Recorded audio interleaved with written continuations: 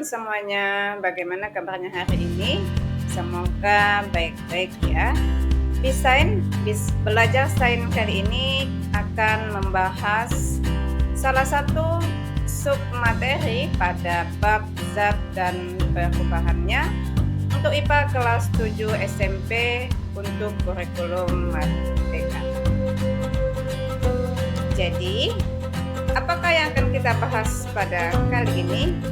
Ya, yaitu perubahan fisika dan perubahan kimia.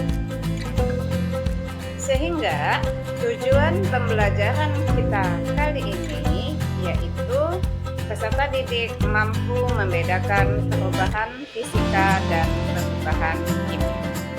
Kita tahu bahwa benda-benda di sekitar kita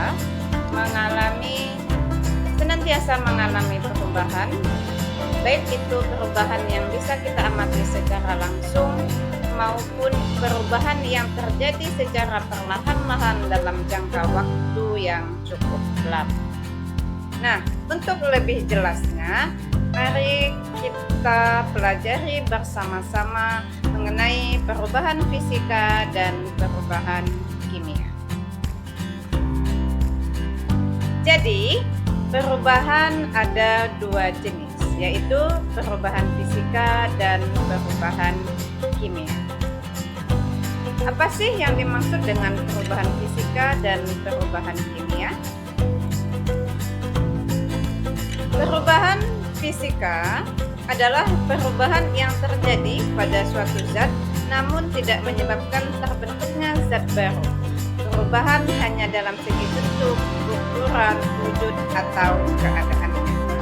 Misalkan pada proses pembuatan es atau pada uap air yang terjadi ketika kita mendidihkan air. Nah, itu adalah salah satu contoh dari perubahan fisika. Kemudian, apa sih ciri-ciri dari perubahan fisika? Nah, untuk ciri-ciri perubahan fisika, diantaranya itu tidak menghasilkan zat baru, kemudian dapat kembali ke bentuk semula, sifat kimia materi atau zat itu masih sama. Jadi yang berubah hanya bentuk, ukuran, wujud, atau keadaannya. Sedangkan sifat materi dasar dari suatu zat itu tetap sama. Sedangkan untuk contoh perubahan fisika apa saja sih? Beberapa dari perubahan wujud itu merupakan contoh perubahan fisika. Jadi contoh perubahan fisika itu misalkan air yang membeku, larutan coklat yang membeku, lilin yang meleleh, atau kertas yang dipotong-potong. Nah, itu salah satu contoh atau beberapa contoh dari perubahan fisika, dan contoh yang lainnya masih banyak yang ada di sekitar kita. Nah, kalau perubahan kimia, apa sih perubahan kimia itu? Perubahan kimia merupakan perubahan zat yang menyebabkan terjadinya zat baru yang memiliki sifat berbeda dari zat penyusun atau zat asalnya. Zat baru terbentuk dari adanya perubahan komposisi atau isi materi karena penguraian atau penggabungan dari materi zat tersebut. Jadi pada perubahan kimia ini terbentuk zat baru akibat penggabungan atau penguraian dari materi, sehingga sifat zat yang terbentuk berbeda dengan sifat zat asalnya. Nah, kalau untuk ciri-ciri perubahan kimia apa saja sih?